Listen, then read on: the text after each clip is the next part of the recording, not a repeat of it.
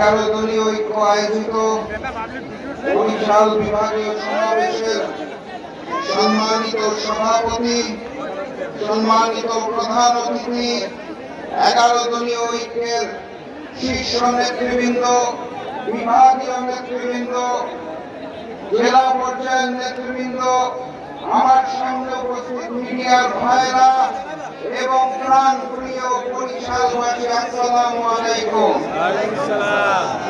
আপনারা ভালো আছেন তো নাকি? আলহামদুলিল্লাহ। ভোটের আগে দেখা হয়েছিল, তারপর আবার দেখা হচ্ছে, আলহামদুলিল্লাহ। এর মধ্যে একখানা ম্যানেজ ভোট হয়ে গেছে, জানেন তো আপনারা?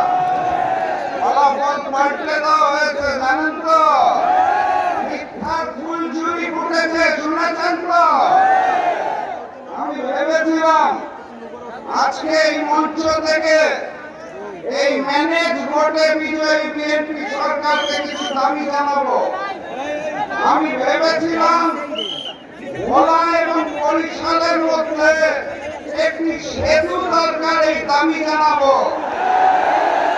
আমি ভেবেছিলাম ভাঙ্গা থেকে কুয়াকাটা পর্যন্ত 6 লেনের রাস্তা দরকার, এই দাবি জানাবো।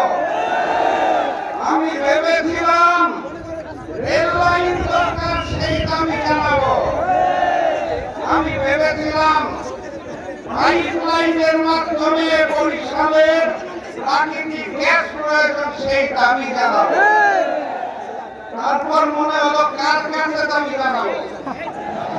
দাবিটা বলবো কার কাছে?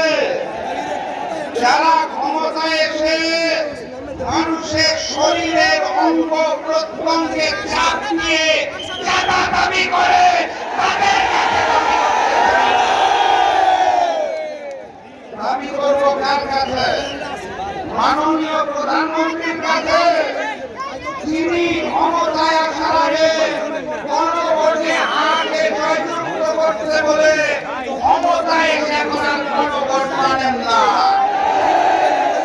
দাবি করবো কি আমি স্বরাষ্ট্রমন্ত্রীর কাছে, যিনি পবিত্র সংসদে দাঁড়িয়ে স্পষ্ট ভাষায় বলেছেন যদি নির্বাচন পিছিয়ে যায় এই কারণে আপোষ করেছি, গণভোটকে তখন মেনেছিলাম, এখন মানি না। দাবি করবো আমি কার কাছে? যেই দেশের সড়ক পরিবহন মন্ত্রী পবিত্র সংসদে দাঁড়িয়ে বলে টোল মওকুফের কথা বলেছিলাম যাতে বেশি বেশি ভোট পাই, আসলে মওকুফ করব না। আমি দাবি করব কার কাছে?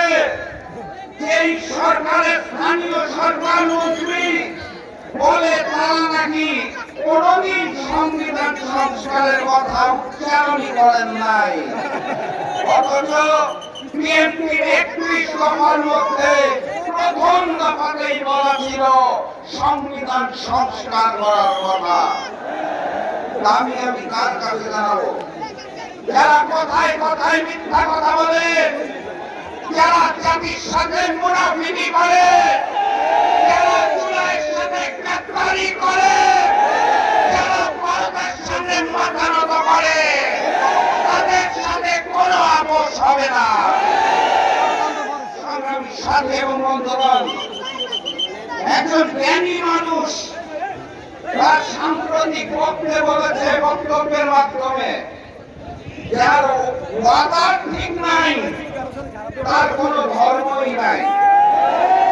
জ্ঞানী মানুষটার নাম জানেন? মাননীয় প্রধানমন্ত্রী জনাব তারেক রহমান। ওনাকে বিনয়ের সাথে বলতে চাই, আপনি নিজেই ওয়াদার বরখেলাপ করে